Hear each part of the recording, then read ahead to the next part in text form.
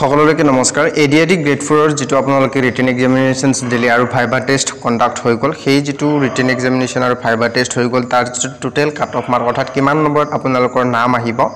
তাৰ বিষয়ে এই ভিডিওত আলোচনা কৰিম কিন্তু তাৰ আগতে কেইটামান আপোনালোকৰ যেটো কাট অফ যোৱাবাৰত সে কম যোৱাৰ কাৰণ মই হেতু কৈ দিছো চাই লওক যে আপোনালোকৰ যেটো যোৱা বছৰ কি হৈছিল বহুত ওভাৰল্যাপিং প্ৰসেস দেখিবলৈ পোৱা গৈছে অৰ্থাৎ যেটো ওভাৰল্যাপিং হয় হেতু যথেষ্টখিনি দেখিবলৈ পোৱা গৈছিল যোৱা বছৰ কিন্তু এবাৰ যেহেতু মাননীয় মুখ্যমন্ত্ৰী হিমন্ত বিশ্ব ডাঙৰীয়াই এই কথা স্পষ্টভাৱে কৈ দিছে যে এবাৰ ওভাৰল্যাপিং নহয় কেনেকৈ যে 70% ক্যান্ডিডেটছৰ যদি আমি লও যে 8 আৰু 10 দুটা পদতে সিলেক্ট হৈছে ইয়াৰে কিছুমান হায়াৰ সেকেন্ডাৰী পদতো সিলেক্ট হৈছে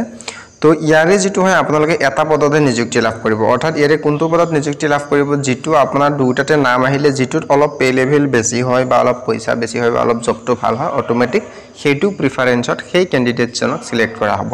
এটা 10th 8 আৰু 12 এইটাত সিলেক্ট হোৱা লৰা কেইটাৰ মাত্ৰ এটা পোষ্ট পাব আৰু যি দুটা পোষ্ট খালি ৰৈ যাব বা যি এটা পোষ্ট খালি ৰৈ যাব সেই পোষ্টত অন্য এজন ব্যক্তিয়ে স্থান পাব অৰ্থাৎ তাতকে যিজনে অলপকৈ কম নম্বৰ পাইছিলে তেখেতেও স্থান পাব তো যোৱা বছৰ হৈছিল কি এটা পদতে দুটা পদতে এটা ক্যান্ডিডেটছ নিযুক্তি লাভ কৰিছিলে আৰু সেই পদটো ৰিক্ত হৈ গৈছিল কিয়নো এজন ক্যান্ডিডেটছে কেৱল এটা ভ্যাকেন্সিতে যোগদান কৰিব গতিকে এইবাৰ হেতু নহয় হেতু আপোনালোকৰ খুবই এটা ভাল পইণ্ট আৰু পেপাৰ প্যাটাৰ্নটো যদি আমি এতিয়াও ক'বলৈ যাওঁ যে যোৱাবাৰতকৈ যথেষ্টখিনি টান হৈছে আৰু যেটো আপোনালোকৰ যেহেতু টান হৈছে গতিকে আপোনালোকৰ যিখিনি কাট অফ আছে মোটামুটি আপোনালোকৰ সীমানতে সীমাবদ্ধ থাকিব এটা ভাইবাৰ যেটো এক্সট্ৰা নম্বৰ আছে সেইখিনি অলপ হ'ব বাকি আৰু একো ডিফাৰেন্স ইমান দেখিবলৈ পোৱা নাযাব মই ইয়াতে আপোনালোকৰ যেটো কাট অফ হ'ব পাৰে এক্সপেক্টেড 10th লেভেলৰ প্ৰথমতে কাট অফটো কৈ দিছো ইয়াতকে যদি আপোনালোকৰ 2-3 নম্বৰ কম আছে তেনেহলে আপোনালোকে চিন্তা কৰিবৰ কোনো প্ৰয়োজন নাই কিয়নো যেহেতু এবাৰ ওভাৰল্যাপিং নহয় আৰু প্ৰায় যিখিনি ভাইবা ক্যান্ডিডেটছ এই এক্সামিনেশনছটো দিছে সেই তেহতকল ক্যান্ডিডেটছৰ নাম অহাটো প্ৰায় নিশ্চিত তো প্ৰথমতে আমি যদি জেনাৰেল ক্যান্ডিডেটছ খিনিৰ কথা ক'বলৈ যাওঁ 10th লেভেল পাছৰ কাৰণে কাট অফ গৈছিল 91.50 ৰিটেন এক্সামিনেশনৰ কৈছো আৰু যদি আমি ফাইনেল কাট অফ আমি কও 101 ৰ পৰা 103 ৰ ভিতৰত থাকিব কিয়নো ভাইবাত আমি 15 নম্বৰ বুলি ধৰি লৈছো যেহেতু এডভাৰটাইজমেন্টত ক্লিয়াৰলি মেনশনছ আছে যে ভাইবাত 15 নম্বৰ আছে নেক্সট ওবিসিৰ ক্ষেত্ৰত 90 গৈছিল written cut off 10th level grade 4 ৰ পৰৰ বাবে আৰু ইয়াৰে যেটো আপোনালোকে এক্সপেক্টেড কাট অফ ধৰিব পাৰে 100 ৰ পৰা 102 ৰ ভিতৰত ধৰিব পাৰে এইখিনি ভিতৰত নম্বৰ থাকিলে আপোনালোকে সিলেক্টেড বুলি ভাবি ল'ব পাৰে SC ক্যান্ডিডেটছ খিনি 88.25 ৰিটেন গৈছিল গতিকে আপোনালোকে 98 ৰ পৰা 100 ৰ ভিতৰত আপোনালোকে এক্সপেক্ট কৰিব পাৰে নেক্সট আপোনালোকে STP প্লেন এৰিয়াৰ ক্ষেত্ৰত যেটো 10th লেভেল ক্যান্ডিডেটছ খিনিৰ বাবে যেটো ৰিটেন কাট অফ গৈছিল হেতু গৈছিল 87.50 আৰু এইটো যেটো আপোনালোকে ফাইনেল কাট অফ যেটো এক্সপেক্টেড কৰিব পাৰে হেতু 97 ৰ পৰা 100 ৰ ভিতৰত আপোনালোকে এক্সপেক্টেশনটো ৰাখিব পাৰে নেক্সট ST হিলৰ ক্ষেত্ৰত যদি আমি চাবলৈ যাওঁ যে 10th লেভেলৰ যেটো ৰিটেন কাট অফ গৈছিল হেতু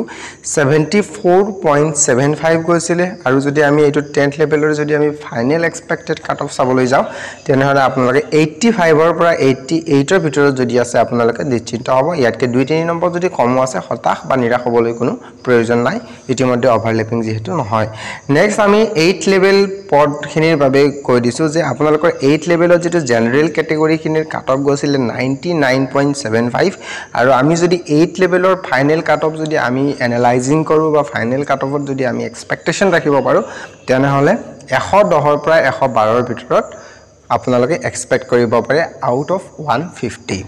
নেক্সট ওবিসিৰ ক্ষেত্ৰত যদি আমি চাবলৈ যাওঁ 8th লেভেলত 95.75 মাৰ্কস যোৱা দেখিবলৈ কোৱা গৈছিল ৰিটেন এক্সামিনেশনত আৰু ভাইবাৰ নম্বৰ মিলি পিনে বা ৰিটেন এক্সামিনেশনতকে 2-3 নম্বৰ বেছি ধৰি পিনে আমি যদি চাও তেনেহলে 8th লেভেলৰ যেটো ফাইনেল কাট অফ এক্সপেক্টেড হয় হেতু 106 ৰ পৰা 108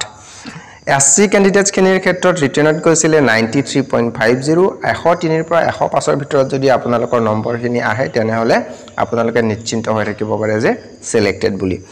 ST প্লেন এৰিয়াৰ ক্ষেত্ৰত যদি 8th level written cut off চাবলৈ যাওঁ 93.75 গৈছিল ইয়াতে আপোনালোকে যদি 103 ৰ পৰা 105 বা তাতকৈ 2-1 প্লাস মাইনাস থাকে তেনেহলে কোনো চিন্তা নাই তো এইখিনি ভিতৰত আপোনালোকৰ নাম আহিব